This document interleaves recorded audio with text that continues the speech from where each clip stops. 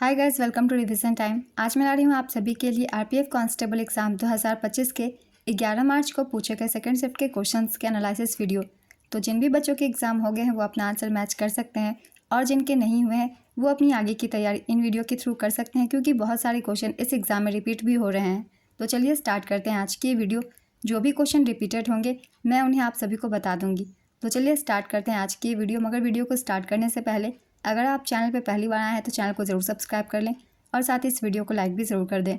तो चलिए स्टार्ट करते हैं 11 मार्च को पूछे गए सेकंड शिफ्ट के सारे क्वेश्चंस की एनालिसिस वीडियो। क्वेश्चन नंबर 1, एशियाई विकास बैंक का मुख्यालय कहाँ स्थित है? इसका आंसर होगा मनीला, फिलीपींस में। एशियाई विकास बैंक का मुख्यालय फिलीपींस की राजधानी मनीला में है। इसका पता है 6 ADV avenue, Mandaluyong Metro, Manila, 1550, Philippines. एशियाई विकास बैंक की स्थापना 19 दिसंबर 1966 को हुई थी। इसका मकसद एशिया में आर्थिक और सामाजिक विकास को बढ़ावा देना है और यह संयुक्त राष्ट्र का आधिकारिक पर्यवेक्षक भी है। एडीबी के वर्तमान अध्यक्ष मात्सुगु अस्कावा हैं। नेक्स्ट क्वेश्चन, नौसैनिक अभ्यास मालाबार 2024 कहाँ आयोजित हुआ था? इसका आंसर है विशाखापत्तनम। आंध्र प्रदेश के विशाखापत्तनम में 8 अक्टूबर से 18 अक्टूबर 2024 तक मालाबार 2024 नौसैनिक अभ्यास आयोजित हुआ था। यह अभ्यास भारत, ऑस्ट्रेलिया, जापान और अमेरिका के बीच आयोजित होता है। नेक्स्ट क्वेश्चन, कार्बोहाइड्रेट का वह रूप जिसे छोटे कार्बोहाइड्रेट में नहीं तोड़ा जा सकता। इसका आंसर है मोनोसैकेराइड। मोनोसैकेराइड कार्बोहाइड्रेट का सबसे सरल रूप होता है।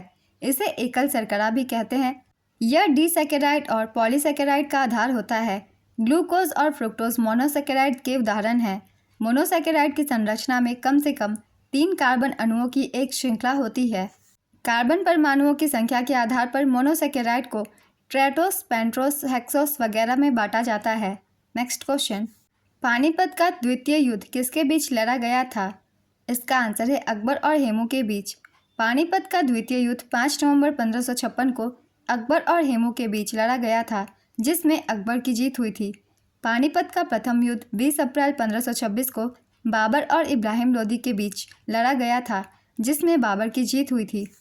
पानीपत का तृतीय युद्ध 14 जनवरी 1761 को अहमद शाह अब्दाली और मराठा सेनापति सदाशिव राव भाव के बीच हुआ था, जिसमें अफगानों की जीत हुई थी। नेक्स्ट क्वेश्चन, भारतीय संविधान की दूसरी अनुसूची किससे संबंधित है? इसका आंसर होगा देश के विभिन्न पदाधिकारियों को मिलने वाले वेतन, भत्ते और विशेषाधिकारों से जुड़ी है। इसमें राष्ट्रपति, राज्यपाल, लोकसभा और विधानसभा के अध्यक्ष और उपाध्यक्ष, उच्चतम न्यायालय और उच्च न्यायालयों के न्यायाधीशों और भारत के नियंत्रक, महालेखा परीक्षक जैसे पदधारियों का उल्लेख है। पहली अनुसूची में केंद्र शासित प्रदेशों और राज्यों की सूची है। तीसरी अनुसूची में शपथ और प्रतिज्ञान शामिल है। चौथी अनुसूची में राज्यों और केंद्र शासित प्रदेशों को राज्यसभा में सीटों का आवंटन है। नेक्स्ट क्वेश्चन, इंदिरा गांधी नहर परियोजना किस राज्य में है? इसका आंसर है राजस्थान। इंदिरा गांधी नहर परियोजना सतलुज और व्यास नदियों के संगम पर बने हरिके बैराज से शुरू होती है। यह भारत की सबसे लंबी नहर है। यह नहर पंजाब से शुरू होकर राजस्थान के थार मरुस्थल में खत्म होती है। इस नहर को पहले राजस्थान नहर के नाम से जाना जाता था। प्रधानमंत्री इंदिरा गांधी की हत्या के बाद 2 नवंबर 1984 को इसका नाम बदलकर इंदिरा गांधी नहर कर दिया गया। इस नहर का निर्माण 1952 में शुरू हुआ था। इस नहर के फीडर की लंबाई 204 किलोमीटर है। इस नहर पर 9 शाखाएं बनी हुई है। नेक्स्ट क्वेश्चन, भारत का कौन सा तटीय प्रदेश मुख्य रूप से चट्टानी है? इसका आंसर है पश्चिमी तटीय। इसमें कोंकण तट, कर्नाटक तट और मालाबार तट शामिल है। मौर्य वंश में संधि विभाग को क्या कहा जाता था? इसका आंसर है संधान विभाग।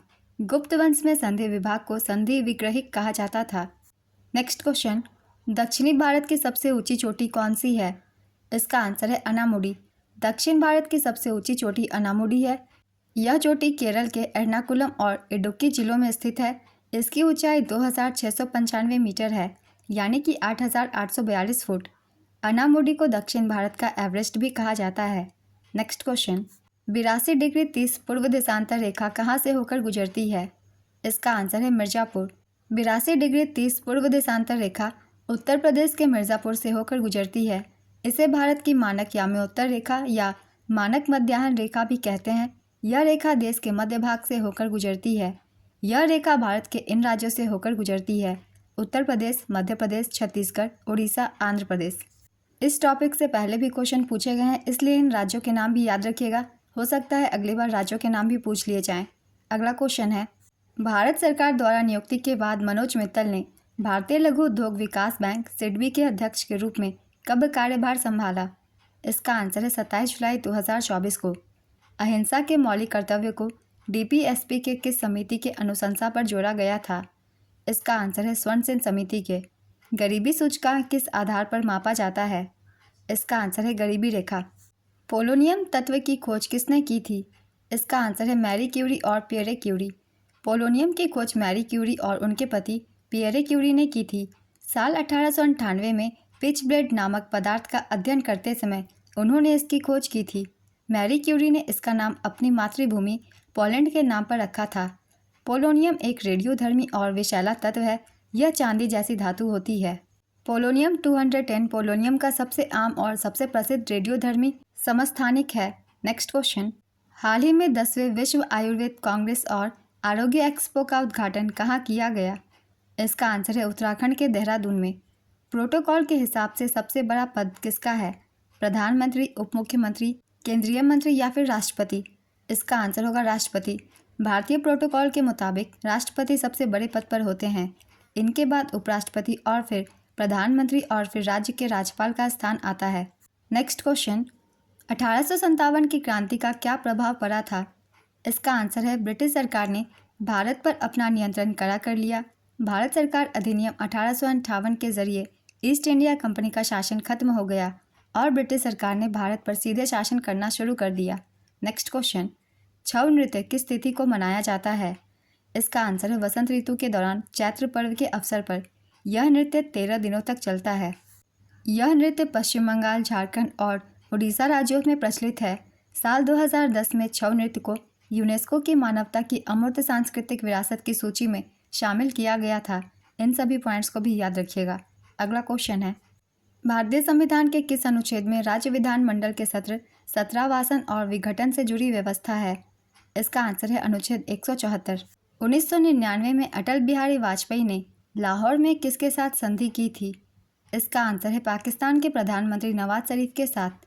अक्टूबर 2024 में 44वां और 45वां आसियान शिखर सम्मेलन 2024 कहाँ आयोजित किया गया? इसका आंसर है वियंतियाने। संसद सदस्य के अनुशासनहीनता के लिए कौन सी समिति का गठन किया गया? इसका आंसर है आचार समिति। तो आज के सेकंड शिफ्ट के क्वेश्चंस की एनालिसिस वीडियो कंप्लीट होती है। अगर आप सभी को ये वीडियो हेल्पफुल लगी हो तो वीडियो को लाइक ज़रूर कर दीजिएगा और इस तरीके की एनालिसिस वीडियो के लिए चैनल को भी ज़रूर सब्सक्राइब कर लीजिए। तो फिर मिलते हैं अगली वीडियो के साथ। आप सभी को आने वाले एग्जाम्स के लिए ऑल द बेस्ट।